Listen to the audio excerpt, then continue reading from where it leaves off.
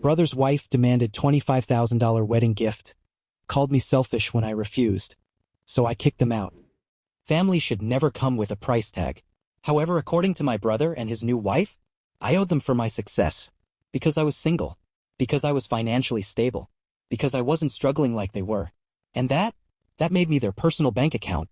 It started as a casual family gathering. Frank, my younger brother, had been dating Vanessa for a few years. She seemed fine at first, sweet, polite, a little pushy, but nothing major. I didn't have any issues with her.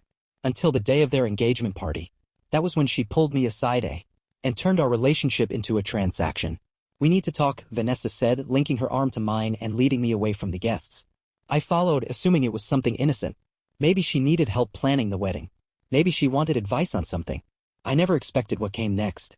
Vanessa, Frank and I have a special request for you. Me, oh? What's up? Vanessa, well, since we're keeping the wedding small, we decided it would be practical for guests to give money instead of gifts. I nodded. That wasn't unusual. Vanessa, and for you specifically, we think it makes the most sense if you give us $25,000. I froze. Me, I'm sorry. What? She smiled like she had just asked me to pass the salt. Vanessa, $25,000. Frank and I talked about it and we think it's fair. Me, you think it's fair to demand that I give you $25,000 as a wedding gift? Vanessa, well, yeah. You make way more than anyone else in the family. You don't have kids, you don't have a husband, and honestly, it's not like you need it all to yourself. I actually laughed. Not because it was funny, but because it was so unbelievably entitled that I thought she was joking. She wasn't. Me, Vanessa, I'm happy to give you a wedding gift, but I'm not cutting a check for $25,000. Her expression darkened. Vanessa, but you have the money. Me, that doesn't mean I'm obligated to hand it over. Vanessa, Frank is your only brother. Don't you think you should want to help him? Me, help him how? By funding his lifestyle? You're getting married, not starting a company. Her face twisted. Vanessa, actually, we are. We're quitting our jobs to start a business and this would really help us get off the ground. My patience was gone. Me, then maybe don't quit your jobs before you have savings. That was when she lost it. She called me stingy. She called me selfish. She called me insensitive for not supporting my only sibling. And then she dropped the bomb. Vanessa, if you're not willing to contribute, then maybe you shouldn't bother coming to the wedding at all. And that was the last thing she said to me before I walked out. I didn't cause a scene. I didn't argue. I simply left the engagement party. And when I got home, I called my brother. Because surely he didn't know she had done this. But when I explained what happened, his response made my stomach drop. Frank, yeah, I know. I thought you'd say yes. Me, so you're in on this? Frank, I'm your only brother. This is the least you could do for me. Me, Frank, you live rent-free in MY apartment. Frank, that's different. Me, no. It's really not. I hung up. Because at that moment I realized this wasn't Vanessa manipulating him. This was who he had become. And I wasn't about to let him walk all over me. For the next 2 weeks, Frank and Vanessa refused to take no for an answer. They pestered me daily. Texting. Calling. Even showing up at my apartment. Vanessa, you're ruining our future. Frank, you're being heartless. Vanessa, you don't have a family of your own. This money should go toward your real family. And then? The final straw. I woke up to an email. A long, condescending, absolutely disgusting email. In it, they called me a narcissist.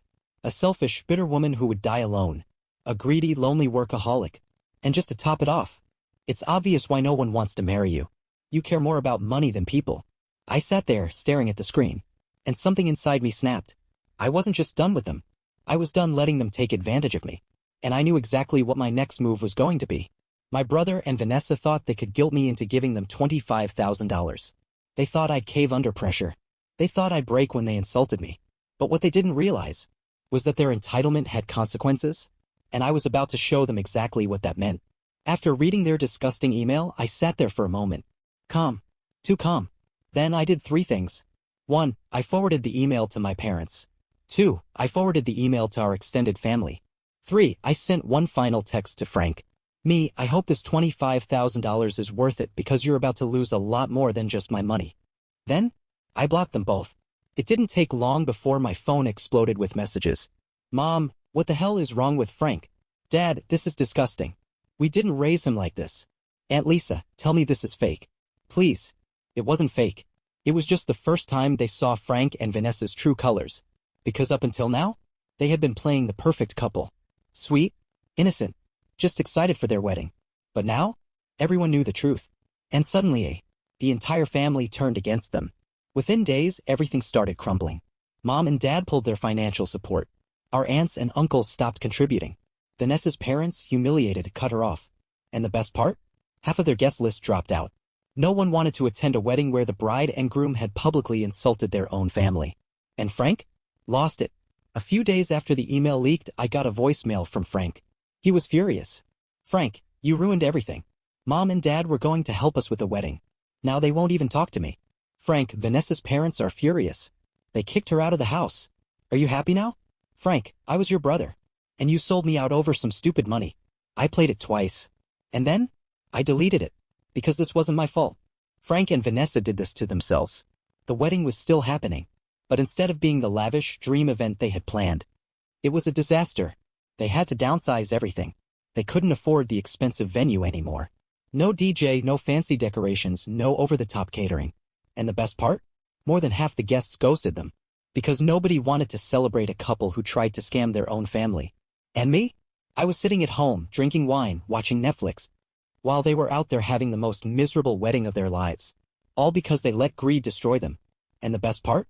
I wasn't even done with them yet. Frank and Vanessa had spent months planning their perfect wedding. The dream venue. The expensive catering. The long guest list full of people who adored them. But after their entitled demand for $25,000 blew up in their faces, they lost their funding. They lost their guests. They lost the respect of the entire family. And suddenly, the wedding wasn't looking so perfect anymore. Despite everything, they still went ahead with the wedding. But instead of the lavish event they had envisioned, it was a pathetic, watered-down version of what they wanted.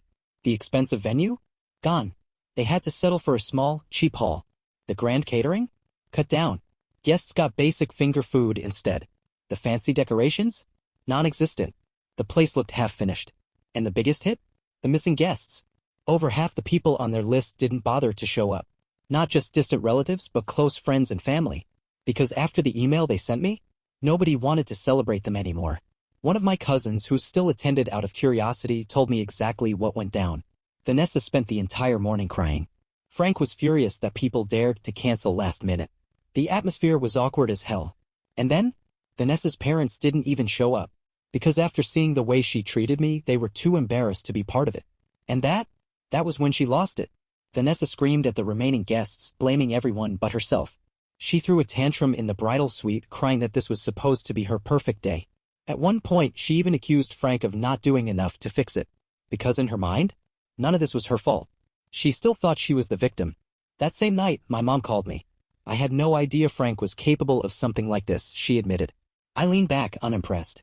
You didn't know, or you just didn't want to see it? She was silent for a moment. Then, we should have seen it sooner. Because now that my parents weren't blindly defending him, they finally saw him for what he was. A user. A manipulator. Someone who believed he was entitled to everything without ever earning it. And for the first time, they weren't on his side. A week after the wedding disaster, I got a text from Frank. Frank, look, I know things got out of hand. But we're still family. We need to fix this. I stared at my phone. Because even now, he still didn't get it. He wasn't apologizing. He wasn't admitting fault. He just wanted to reset the cycle. So I sent one final message. Me, you didn't just ask for money. You tried to shame me into giving it. You insulted me. You treated me like an ATM instead of your sibling. Me, and now you get to live with the consequences. And then, I blocked him. Because I was done letting him treat me like a safety net. Since that day, I haven't spoken to Frank or Vanessa. No texts. No calls. No fake apologies. And honestly, I don't miss them. Because I built a life where my worth isn't measured by how much I can give. And Frank? He's stuck in the wreckage of his own greed. Because in the end, it wasn't me who lost my family. It was him. And that was the real price he paid. Frank and Vanessa thought they could bully me into funding their wedding. They thought they could shame me into handing over my money. They thought they could guilt me into submission. But now, they were paying for it. Because while I had moved on with my life, they were struggling to survive in the mess they created. And honestly, I had no sympathy left to give. After the wedding disaster, things only got worse for Frank and Vanessa. Their business plan never took off. They had no savings after wasting money on the wedding. Their relationship was already cracking under pressure. And then, the final blow. Vanessa lost her job. Her company downsized and she was the first to go. Which meant, for the first time in his life, Frank had to be the responsible one. But instead of stepping up, he did what he always did. He went looking for someone to bail him out. One evening I got a call from my mom. Frank and Vanessa are in trouble, she started. I smirked. Oh? You don't say. She sighed. They're struggling with bills. Vanessa lost her job. Frank is barely making enough to cover rent. I already knew where this was going. And? I asked, waiting for her to say it. She hesitated then. They need help. I laughed. Because of course they did. They had burned every bridge and now they were coming back to the one person they betrayed. Maybe you could loan them some money? Mom suggested. I raised an eyebrow. Mom, did you forget what they did? No, but did you forget the email they sent? The way they tried to manipulate me? The way they called me selfish and greedy? Silence. Then, they were just stressed. They didn't mean it. I sighed. No, Mom. They meant every word. They only regret it now because they're desperate. She tried one last time. They're still family. And that was when I made my final decision. I grabbed my phone. And I sent one single text to Frank. Me, the answer is no. I don't owe you anything. You made your choice. Now live with it. Then, I blocked his number. I blocked Vanessa's number. I told my mother to never ask me for money on their behalf again. And just like that, I closed that door forever. Since that day, I haven't looked back. No more guilt trips. No more family manipulation. No more being treated like an ATM. And Frank? He's still struggling. Because for the first time, he has to face the consequences of his own actions. And me? I'm finally free. Because I chose a life where I'm respected, not used. And that was the best decision I ever made. Frank and Vanessa thought they were unstoppable. They believed they could treat people like garbage and still come out on top. They thought their wedding disaster was just a temporary setback. But now they were learning the hard way. That when you burn every bridge, there's no one left to save you. And I was just watching from a safe distance. After Vanessa lost her job, things spiraled fast. Their apartment rent was overdue. Their credit cards were maxed out. Frank's paycheck barely covered their basic expenses. And for the first time in his life, Frank couldn't just charm his way out of it. Because everyone they had used, manipulated, and insulted wanted nothing to do with them. And suddenly, they were on their own. It wasn't long before they got evicted. Their landlord had enough of the excuses. They had nowhere to go. Even Vanessa's parents refused to take them in. So where did they turn? Our parents. Frank, the same brother who called me selfish and greedy, was now begging Mom and Dad for a place to stay. And at first, they let them move in. But that didn't last long. Because within weeks, Mom was calling me complaining. Frank and Vanessa are driving us crazy, she said, exhausted. I grinned. Oh? Why's that? They don't clean up after themselves. They don't contribute to groceries. They just sit around complaining about how unfair life is. I had to hold back my laughter. Because my parents were finally seeing what I had known all along. Frank wasn't a victim. Vanessa wasn't misunderstood. They were both just entitled freeloaders. And now? Even my parents were getting sick of them. A month passed. Then one night, I got another call. Mom, we had to kick them out. I raised an eyebrow. Wow, that took longer than I expected. Turns out, Frank refused to get a second job. Vanessa kept making excuses about waiting for the right opportunity. Mom and Dad finally had enough and told them to leave. And just like that, they had nowhere left to go. They were officially homeless. And the best part? Frank tried to call me again. And you already know what I did. I blocked the number. Because I was done saving people who didn't deserve it. Frank and Vanessa ruined themselves. Not because of bad luck. Not because of misfortune. But because of greed, entitlement, and pure arrogance. They used people until no one wanted to help them. They demanded money instead of working for it. They insulted the only family member who could have helped them. And now, they had to face reality. While I was thriving. Because unlike them, I actually worked for what I had. And that was the real difference between us. Frank and Vanessa spent their entire lives expecting handouts. They thought they could lie, manipulate, and guilt-trip their way into easy money. They believed that no matter how badly they treated people, someone would always bail them out. But now, for the first time, there was no one left to save them. And they had only themselves to blame. After getting kicked out of our parents' house, Frank and Vanessa were officially homeless. No savings. No backup plan. No one is willing to take them in. And suddenly, the same people who once looked down on me for being selfish were now desperately searching for someone to take pity on them. But the problem? They had burned every bridge. No one in the family wanted to help them. No one in their friend's circle wanted to offer a couch to crash on. They had spent years acting like they were better than everyone else. And now, they had nothing left. A few days later, I got a text from an unknown number. I know you don't want to hear from me, but I have nowhere else to turn. Please, just talk to me. I stared at the screen. Because I already knew who it was. Frank. And for a brief second, I thought about responding. But then I remembered. The way he tried to manipulate me. The way he insulted me when I said no. The way he only ever reached out when he needed something. So instead of engaging, I did what I should have done a long time ago. I blocked the number. Because I wasn't his safety net. And I wasn't about to let him use me again. That was the moment Frank realized. I was never coming to save him. That I was done being his backup plan. That the person he had spent his life mocking, underestimating, and taking advantage of was now completely out of reach. And that's when it hit him. He had lost me for good. And I didn't care. Since then, I haven't thought about Frank or Vanessa. No texts. No calls. No updates from family. Because I built a life that was completely free of them. And the best part? I owe them nothing. I feel nothing. I regret nothing. Because for once, I was putting myself first. And Frank? He was finally learning what it felt like to be left behind. Frank and Vanessa spent their lives taking and taking, believing they were entitled to everyone else's success. But now, they had nothing. And me? I had everything I worked for. And they would never get a piece of it. Months passed. I had moved on, focusing on my career, my goals, and my peace. Then one day, I was out with a friend when someone casually mentioned my brother. Did you hear? Frank and Vanessa are working at a diner now. I blinked. Wait, what? Yeah, they had no choice. No one else would take them.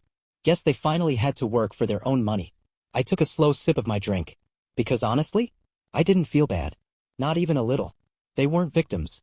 They were just finally paying for their own mistakes. Since then, my life has been better than ever. I spend my time with people who truly care about me.